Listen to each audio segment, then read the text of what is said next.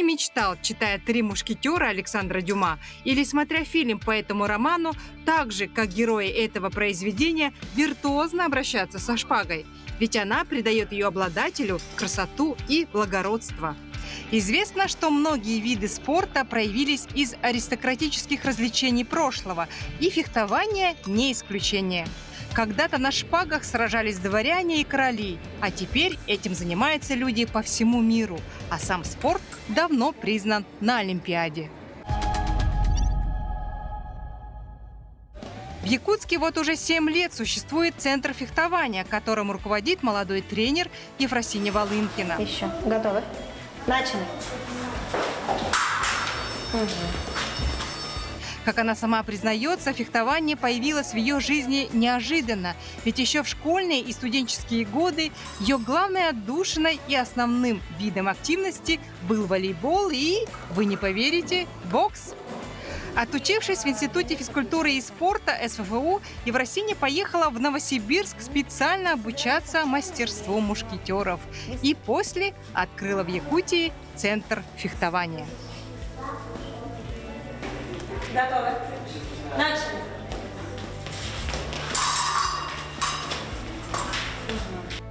Поначалу у девушки было всего 4 ученика, но даже с ними она выезжала на соревнования по фехтованию, и причем весьма успешно.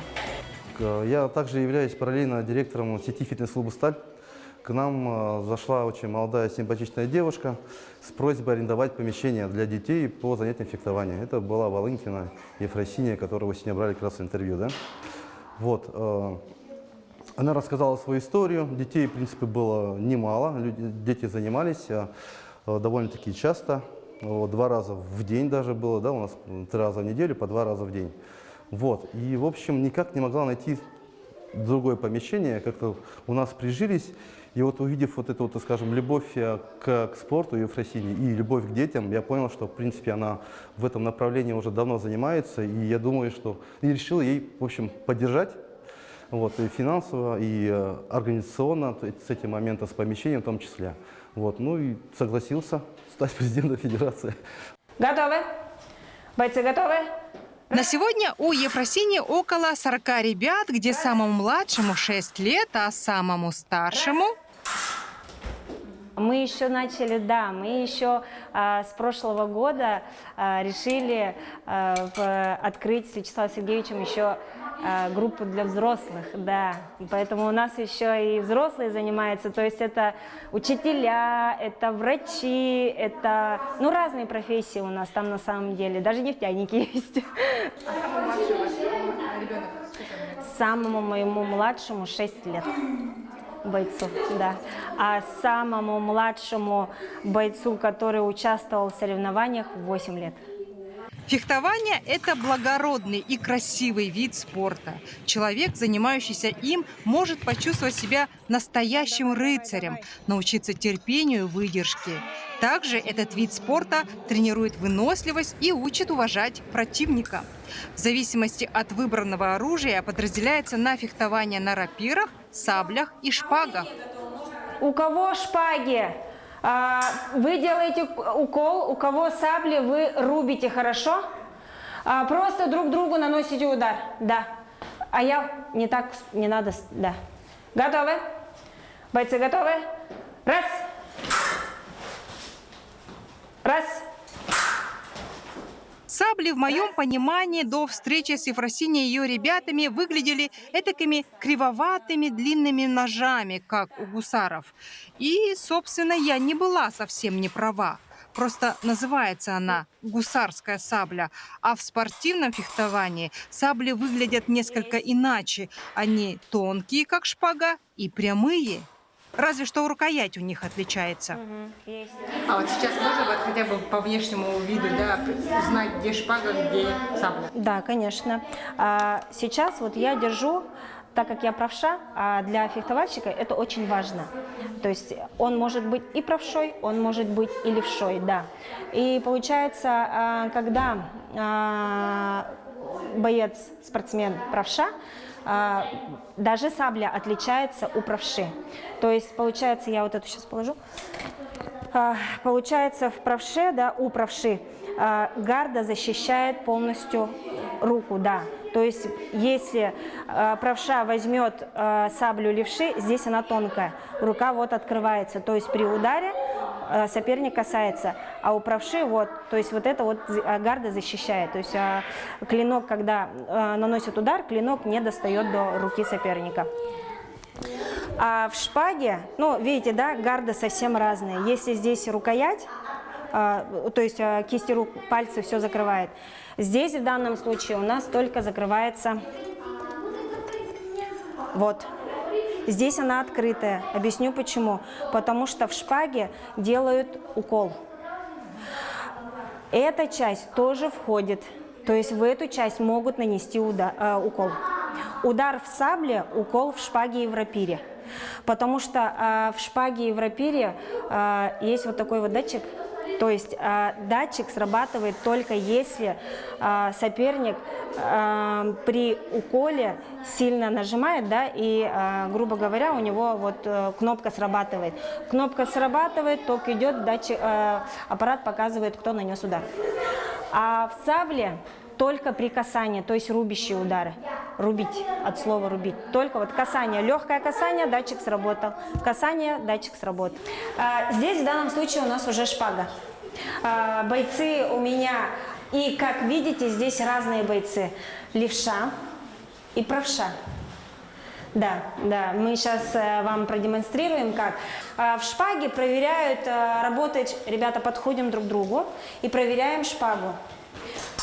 Если при нанесении шпага к шпаге датчик не срабатывает, значит все работает. А для проверки у них, у самих шпага работает или нет, они наносят, проверяют, да. Если датчик у бойца слева и у бойца справа горит, значит у них все работает. Все, идем назад. К линии начала. Все, бойцы готовы. В данном случае уже уколы идут. Готовы? Начали. Есть. Слева направо. Главная цель фехтовальщика – нанести сопернику на шпагах укол, а на саблях удар. Победа присуждается тому, кто первым нанесет определенное количество уколов или ударов, или большее их количество за отведенное время. Видно, да, визуально, в чем у них разница. Спортсмен по сабле, он одевает электрокуртку, благодаря которой у нас аппарат срабатывает. То есть здесь в сабле только выше пояса можно нанести удар. В шпаге полностью, где все белое, туда можно нанести, да, укол. Значит, они подключаются, у каждого спортсмена, у каждого вида оружия идет вот такой шнур. Этот шнур, получается, подключается у нас к катушке и подсоединяется к спортсмену. Еще, Данил. Вот. Все. И получается, когда соперник у нас идет вперед, катушка вместе с спортсменом вместе двигается вперед-назад. Да.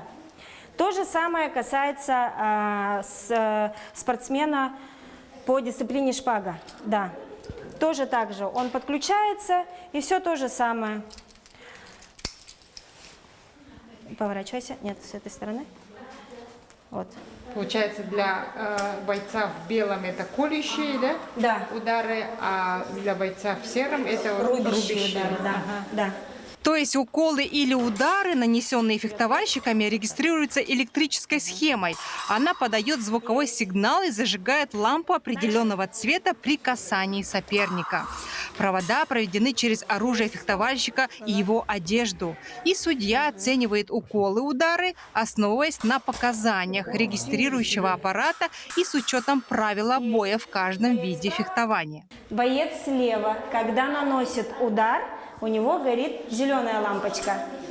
Вот, да, видите, зеленая лампочка. Когда боец справа наносит удар, у него горит красная лампочка. Боец справа. Есть. Назад. Концепция проекта «Спорт в лицах» заключается в том, чтобы самому попробовать вид спорта, о котором идет повествование. И если в предыдущих передачах, чтобы рассказать о спортивном туризме, я шла в пеший поход, а чтобы поведать вам о беге, начала бегать, то здесь я, признаюсь, струсила. И только подержала в руках шпагу и саблю и, собственно, поняла, в чем их отличие. Ибо фехтование – это спорт не для слабонервных, для людей с огромной выдержкой и отличной координацией. По мне так, фехтование – это один из самых гармоничных видов спорта, так как здесь не только физическая активность, да, но и очень большая умственная работа. Каждый бой фехтования – это целый динамический процесс, где очень важны быстрота реакции, да, точность движения и стратегическое мышление, думаю, даже так. Про умственную работу Вячеслав не преувеличивал. Это также подтвердили сами ребята, которые занимаются фехтованием. В первую очередь фехтование развивает это скорость мышления. И я из-за этого умею хорошо играть. Математику люблю из-за этого. Энни 11 лет, и фехтованием у Ефросиньи Волынкиной она занимается уже 3 года. А ранее в ее жизни были танцы и балет, но нашла она себя именно в фехтовании. Вот мне сказали, что вы до этого занимались саблями, а сейчас перешли на шпаги, да? А что больше тебе нравится? Мне больше нравится сабля, но шпага тоже неплохой вид оружия. А что ты больше любишь, атаковать или защищаться? Атаковать мне по душе и в сабле, и в шпаге.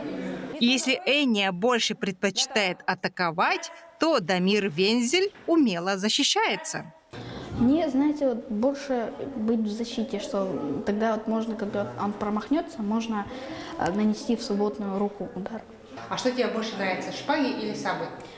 Знаете, вот по правилам больше нравится шпага, но я уже привык к сабле, ответ очевиден. Но я еще знаю, что вот недавно вы съездили на соревнования Дальнего Востока, да, и ты там занял призовое место именно шпаги, да? Расскажи вот об этом. Кто был твоим соперником? Как это все случилось? У меня был бой с мальчиком из Приморья. Я упустил 2 укола. Из-за того, что я был небдительным, я потерял 2 очка. Какое место там занял? 2-е место. Вот как ты считаешь, фехтование, оно в обычной жизни может тебе пригодиться?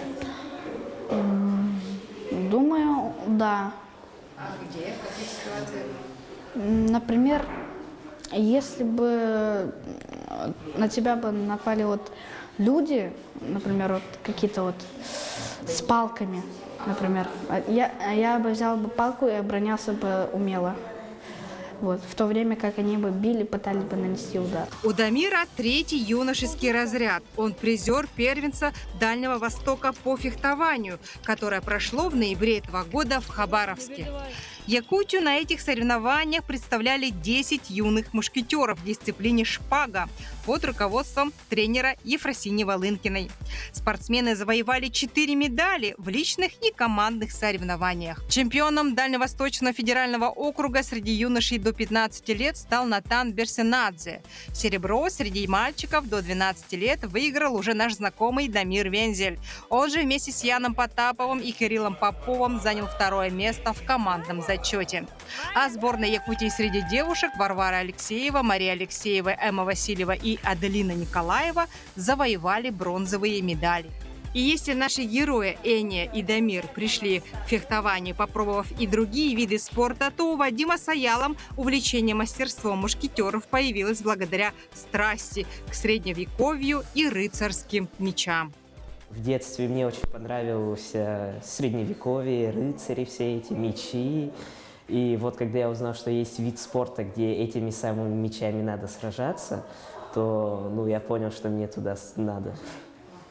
Я просто обожаю играть в средневековые игры, и я видел, как они там на мечах сражаются, поэтому хотел попробовать тут. Но тут шпаги в основном, поэтому, наверное, сойдет.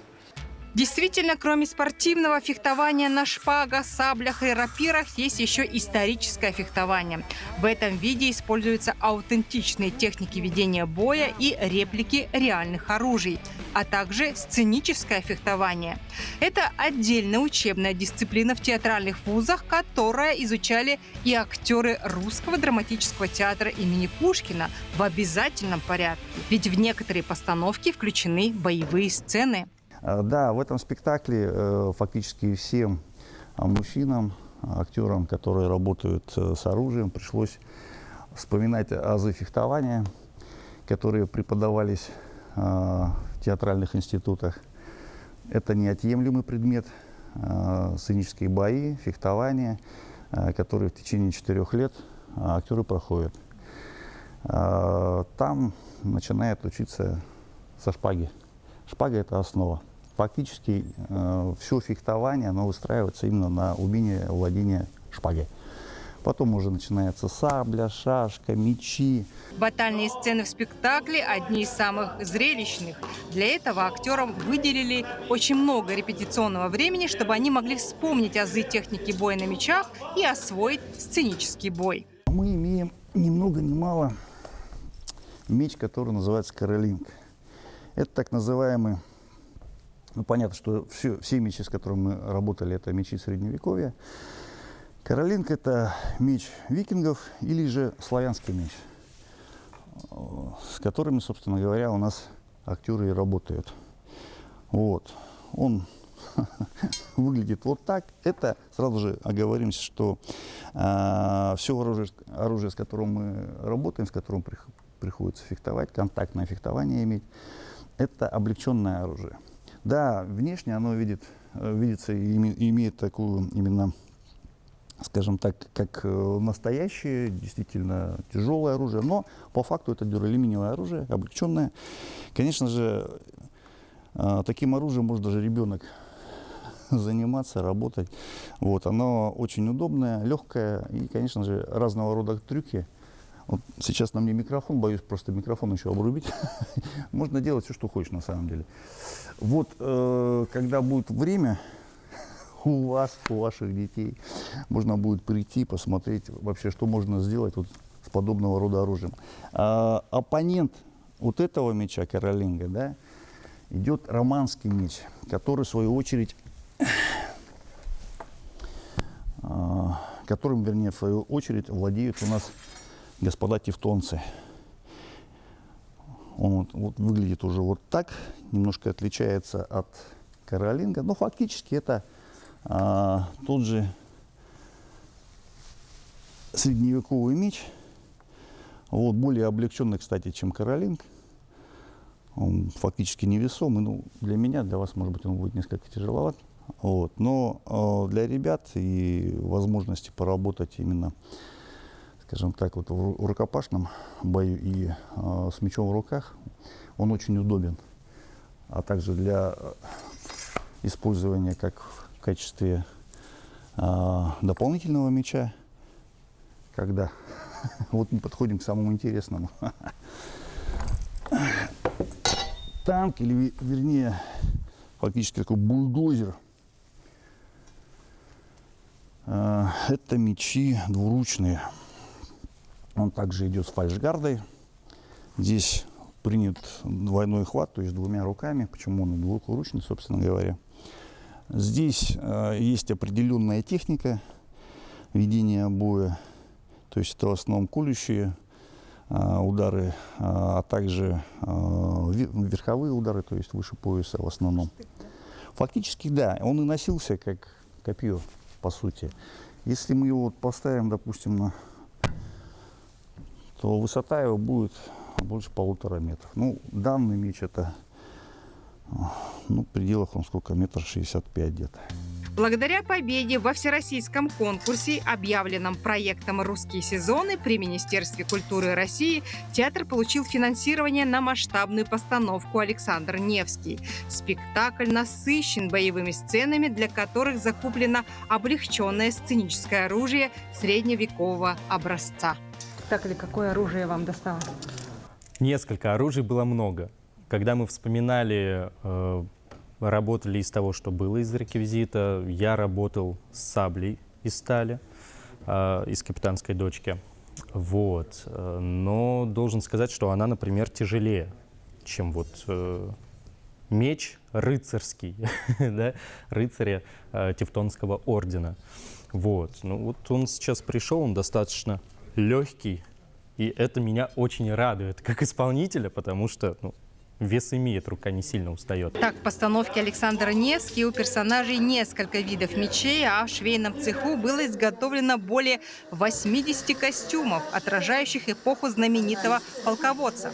Все элементы прорабатывались до мельчайших деталей, подбирались особые ткани и фурнитура. Даже пуговицы были сделаны по спецзаказу. И, конечно, специально для этого спектакля было изготовлено более 10 кольчуг. Несмотря на то, что сделаны они из пластика и довольно-таки легкие, на сцене они смотрелись очень натурально. То есть в историческом и сценическом фехтовании в фокусе не эффективность, а эффектность. Но Буслай дождался помощи. Шел Андрей на битву кровную. Левый полк в ряды железные вдруг ворвался с бешеной силой. Для ливонцев крик над бездною. Но давайте вернемся в центр фехтования. Хотя фехтование может показаться архаичным видом спорта, завязанным на традициях, это не так. Экипировке спортсменов уделяется максимальное внимание как в плане безопасности, так и с точки зрения прогресса. И полный комплект выглядит так. Костюм. Он состоит из куртки и укороченных штанов. Все элементы выполнены из прочных материалов и укреплены в наиболее уязвимых местах, чтобы не допустить ранений. Перчатки. Набочник, он же пластрон. Дополнительная защита для бока и подмышки на стороне ведущей руки. Протектор груди – это укрепленная пластина для защиты груди. Есть мужской и женский вариант. Электрокуртка, которая за счет системы проводников позволяет точно фиксировать уколы и удары. Ну и самый узнаваемый элемент экипировки фехтовальщика – маска. Маски в зависимости от оружия тоже отличаются. В сабле, да, как я и ранее говорила, только верхняя часть спортсмена считается. То есть при рубящем ударе срабатывает только там, где вот вы видите серое. Да, это все металлизированное. Спортсмен одевает маску. Далее поворачивайся. Далее, чтобы соперник, когда наносит удар по маске, аппарат тоже показывает удар. Для того, чтобы аппарат сработал, получается, маска подключается к электрокуртке. От электрокуртки вот подключается шнур к катушке. И все, и путем вот этой системы у нас срабатывает датчик. У шпаги, как видите, маска совсем другая. То есть в шпаге полностью от головы до ног все считается в ударе. Ой, господи. У шпаги с головы до ног можно нанести колющий удар. Укол. Нет, здесь он без провода. Только вот, да, он подключается только шнуром к шпаге. Все, больше ничего нет у него. То есть в голову нельзя, да? Нет. Фехтование – это достаточно интенсивный вид спорта. Благодаря программам тренировок у спортсменов высокая выносливость и хорошая координация. К тому же регулярность тренировок улучшает кровообращение и повышает уровень энергии. Кроме хорошей физической подготовки и дисциплины, фехтование – это еще и про интеллект. Этот вид спорта требует от спортсменов стратегического мышления и быстроты реакции, поэтому фехтование учит думать логически и быстро принимать решения на основе анализа ситуации. Развивает реакцию, я явно стал лучше реагировать на что-то, быстрее откликаться после фехтования.